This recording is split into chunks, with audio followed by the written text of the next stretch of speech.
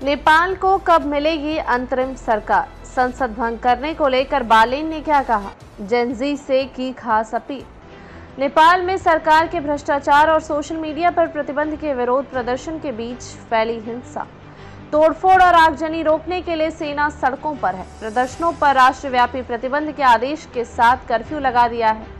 इस बीच आंदोलनकारी अंतरिम सरकार बनाने की तैयारियों में जुट गए हैं। इस बीच नेपाल में अंतरिम सरकार के गठन की कवायद तेज हो गई है। प्रदर्शनकारियों ने अंतरिम सरकार के नेतृत्व के लिए पूर्व मुख्य न्यायाधीश सुशीला कार्की के नाम का प्रस्ताव किया है।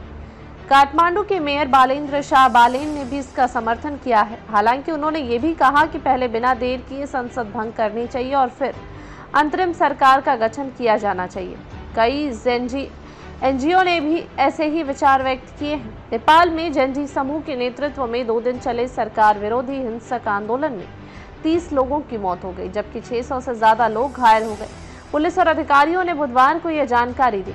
संसद भवन की इमारत के सामने विरोध प्रदर्शन के दौरान सुरक्षा बलों की गोलीबारी में 19 लोगों की मौत हुई, जिनमें अधिकांश युवक शामिल थे। काठमांडू के कोटेश्वर इलाके में मंगलवार को भीड़ के हमले में 3 पुलिसकर्मी मारे गए।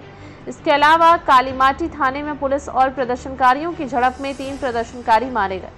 गृह मंत्रालय के अधिकारियों के मुताबिक इन प्रदर्शनों के दौरान कुल 633 लोग घायल हुए हैं। नेपाली कांग्रेस के अध्यक्ष और पूर्व प्रधानमंत्री शेर बहादुर देउबा और उनकी पत्नी व विदेश मंत्री आरजू राणा देउबा भी प्रदर्शनकारियों के हमले में घायल हो गए। नेपाल की सेना ने बुधवार को विरोध प्रदर्शनों की आड़ में संभावित हिंसा को रोकने के लिए देशव्यापी प्रतिबंधात्मक आदेश और कर्फ्यू लागू कर दिए। यह कदम बड़े पैमाने पर सरकारी विरोधी प्रदर्शनों के कारण प्रधानमंत्री केपी शर्मा ओली के इस्तीफे के एक दिन बाद उठाया गया है। भारत के विदेश मंत्रालय ने सहायता के लिए आपातकालीन नंबर भी साझा किए हैं।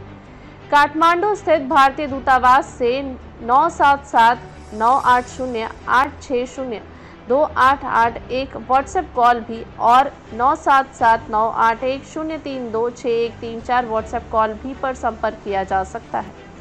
बालेन ने क्या कहा? काठमांडू के मेयर बालेन शाह ने ट्वीट किया कि प्री जेनजी और सभी नेपालियों से मेरा अनुरोध है कि देश इस समय एक अभूतपूर्व स्थिति से गुजर रहा है। आप अब एक सुनहरे भविष्य की ओर कदम बढ़ा रहे हैं। कृपया इस समय घबराएं नहीं, धैर्य रखें।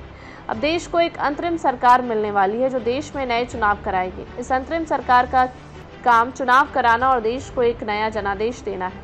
उन्होंने लिखा, मैं पूर्व मुख्य न्यायाधीश सुशीला कार्की को इस अंतरिम या चुनावी सरकार का नेतृत्व सौंपने के आपके प्रस्ताव का पूर्ण समर्थन करता हूं। मैं आपकी समझ, बुद्धिमत्ता और एकता का तहे दिल से सम्मान करता हूं। इससे पता चलता है कि आप कितने परिपक्व हैं। मैं अपने उन दोस्तों से जो इस समय नेतृत्व संभालने की जल्दी में हैं, यही कहना चाहता हूं कि देश को आपके जुनून, आपकी सोच और आपकी ईमानदारी की स्थायी रूप से ज़रूरत है, अस्थायी रूप से नहीं। इसके लिए चुनाव होंगे, कृपया जल्दबाजी न करें। उन्होंने आगे लिखा, माननीय राष्ट्रपति जी, जेनजी की ओर से लाई गई ऐतिहासिक क्रांति की रक्षा के लिए एक अंतरिम सरकार का गठन किया जाना चाहिए और संसद को अविलंब भंग किया जाना चाहिए। नेपाल में युवाओं के प्रदर्शन के समर्थन में एक बड़ी आवाज नेपाली सुप्रीम कोर्ट की पूर्व चीफ जस्टिस सुशीला कार्की की रही। उन्होंने युवाओं के प्रदर्शन का न सिर्फ समर्थन किया बल्कि सरकार की तरफ से प्रदर्शनकारियों पर बल प्रयोग के आदेश के बाद खुद सड़कों पर उतरकर आंदोलन में हिस्सा लिया। इस दौरान उन्होंने सरकार की कार्रवाई को हत्या करार दिया। बताया गया कि युवाओं ने प्रदर्शन रोकने के बाद सुशीला कार्की को अंतरिम तौर पर नेपाल की सत्ता सौंपने के लिए हस्ताक्षर अभियान चलाया।